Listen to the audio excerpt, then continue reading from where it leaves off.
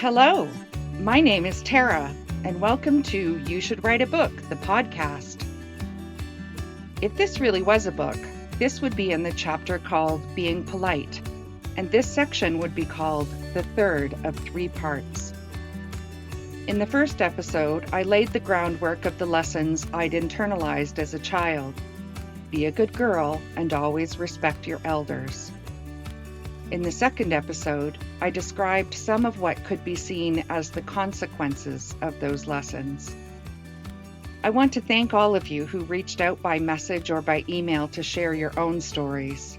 It is an honor to be trusted with them. In this episode, I'll talk about my journey towards letting those early lessons go and what I've replaced them with. But the story doesn't end there. As with all of you, I'm a work in progress. Join me, won't you? After my dramatic exit from the abuse that I'd been living, I put a moratorium on dating.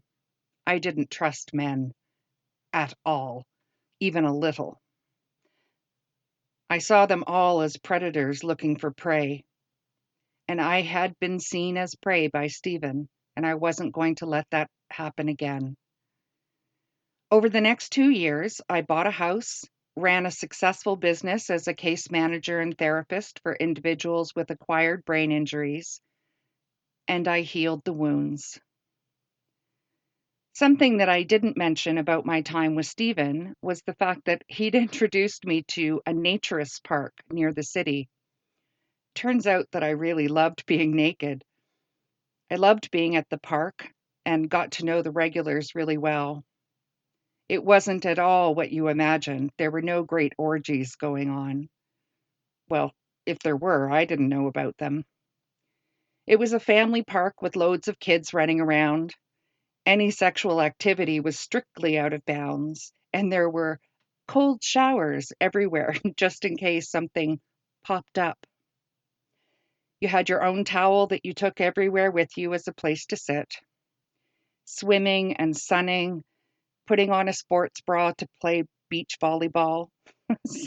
Some things just don't need to bounce that much. I bought a small half pop-up trailer from friends.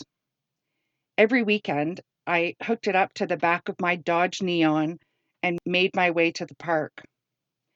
I'd tried camping in the provincial parks, but realized that there was so little security that folks didn't even really have to sign in.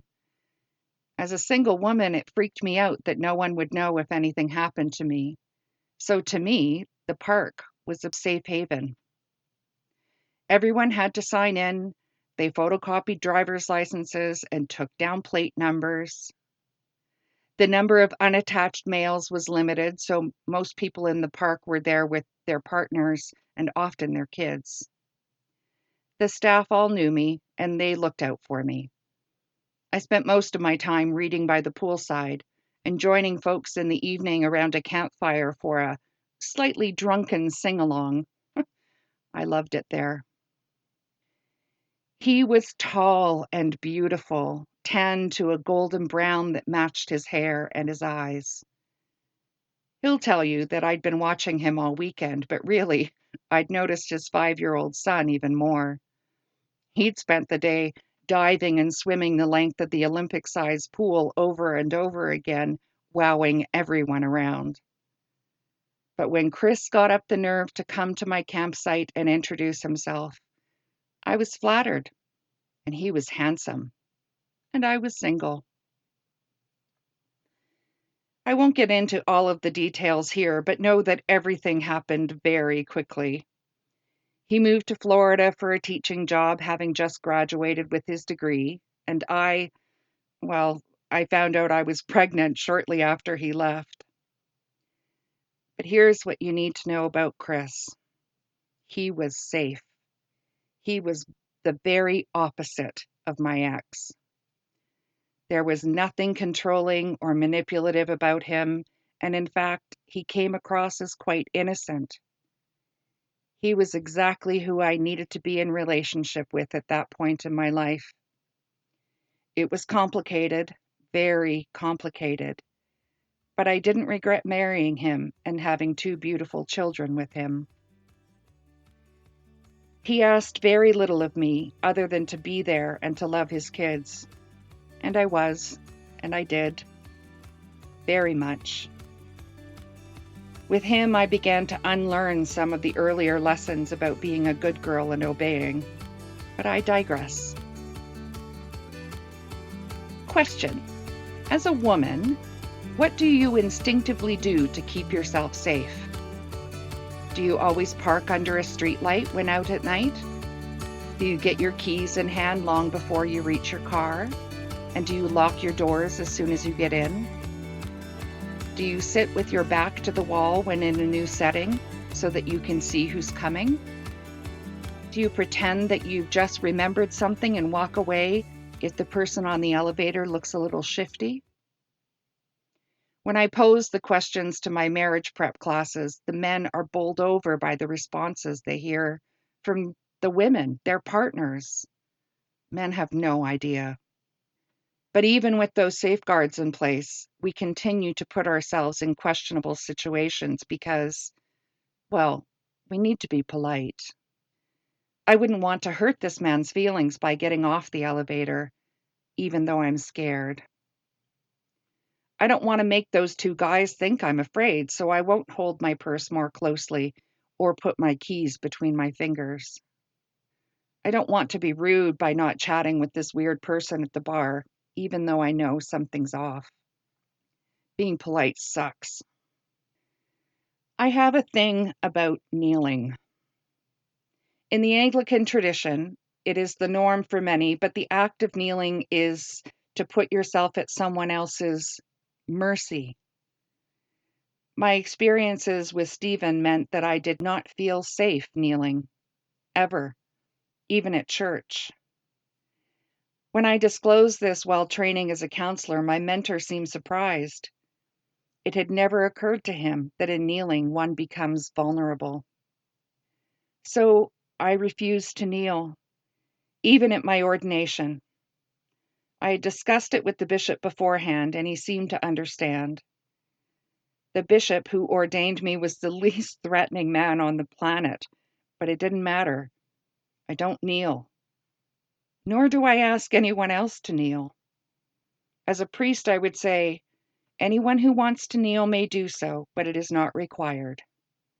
I said this because I did not want to have power over anyone, ever, even inadvertently. On the first day of a new cohort of students in a counseling program, we were asked to sit knee to knee with someone we didn't know and stare into their eyes for 2 minutes. 120 seconds. I was paired with a man about my age, mid-30s or so, and I was terrified. When it came time to share what we saw in our partner, I mumbled some kind of bullshit answer. Why? Because I was polite. I didn't want to hurt his feelings by sharing that I saw him as menacing and dangerous. I shared this with the instructor in our one-on-one session, and, to be expected, he had never thought of it that way. He was a man, and it was just different. I think he stopped that practice. Turns out I was right. This guy was a menace, and he was one of the first people to ever be asked to leave the program because of his authoritarian and controlling behavior. I could have washed him out of the program on the first day, but I was polite, and I didn't want to hurt his feelings. In my own practices since then, I am very aware of not putting people in such vulnerable positions. I just don't do it. Before I was ordained to the diaconate, the first of 2 ordinations for a priest in the Anglican Church, it was just myself and one other female ordinand who was being priested at the same time. On our retreat, our advisor mentioned suitable dress. As she spoke about modesty and essentially not attracting any attention to the fact that we were women, our heads almost spun around 360 degrees. I was furious. I was enraged. I asked if this was a conversation that would be had with male ordinands. And the truth is that many, not all, but many, of the women ordained into the Anglican Church in the early days had adopted what might be considered to be a more masculine demeanor. Fuck that. I had long hair, wore makeup, and I'd been dressing my D-cup boobs since I was 17. I had them, they were part of me, and while I didn't try to show them off, I wasn't going to bind them just so that some man didn't have dirty thoughts about them. At my ordination, of course, we wear all of the regalia that the church is known for. Clergy shirt with the plastic collar, a long alb or a gown that goes to at least mid-calf or likely floor length. As a deacon, I was then presented a stole or a scarf, and as a priest, you are presented with a chasuble or a cape. I love that spell check doesn't recognize chasuble. Anyway, everything possible is done to hide the fact that you are actually a human person underneath all of those layers. But you can't hide the shoes. For my ordination, I went out and bought ruby red Mary Janes with the 4-inch black heel.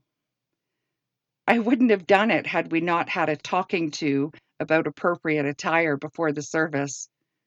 I was a woman, damn it, and I wasn't going to hide that fact under a bushel. It was one of many acts of defiance that I showed during my ministry. After all, God called me, all of me, my big laugh, my sense of humor, and my femininity. After the service, of course, everyone asked me, if I'd clicked my heels together, where might I have ended up? There's no place like home. There's no place like home. Now, some might say that because of my abuse, I was overly sensitive to what I perceived as men having control over me. And I say, so what? It was my experience. And I was always on alert, not just for myself, but for those around me as well. I was once chastised for moving my desk so that I could see the door and who was coming into my office, and the fact that I put my chair so that either myself or the people who were in my office could easily escape. You might be surprised that the ones who complained were men who couldn't comprehend why I didn't want to be stuck behind a desk with no access to the door. Must be so nice to be a man in this society. It has taken years to unlearn the lessons of my youth and to honor the lessons I learned from living them. I did once make the mistake of getting into a car with a man that I'd met for a date when my instincts were screaming no. I acquiesced for 2 reasons. One was my hip, the one that I eventually had replaced. I was in so much pain, the thought of walking back through the parking lot over the snow and the ice was not appealing.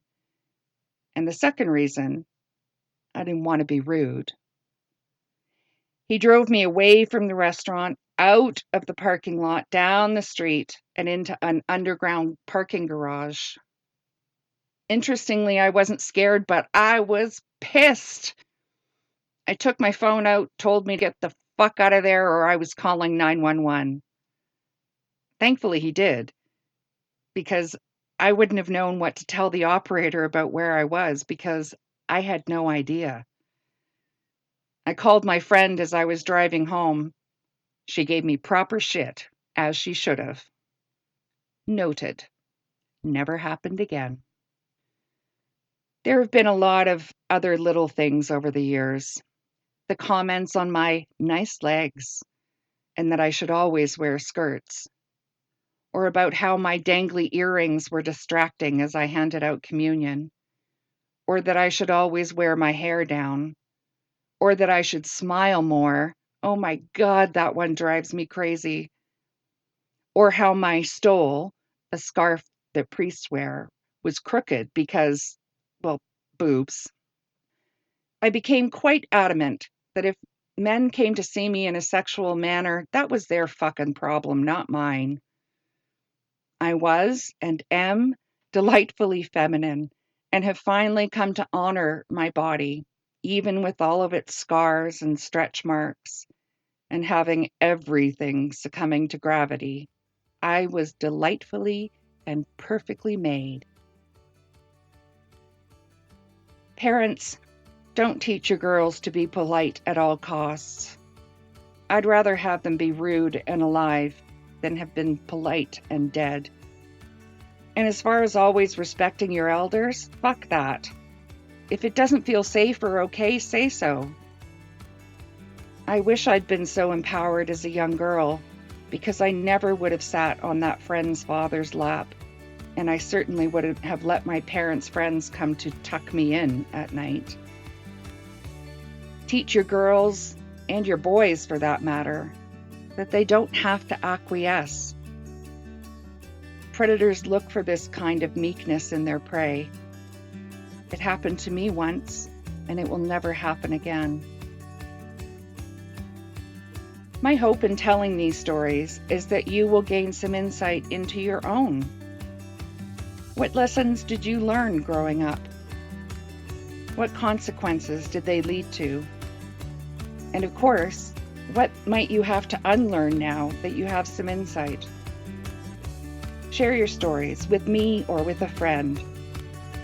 If you think that it is just you, I guarantee it is not.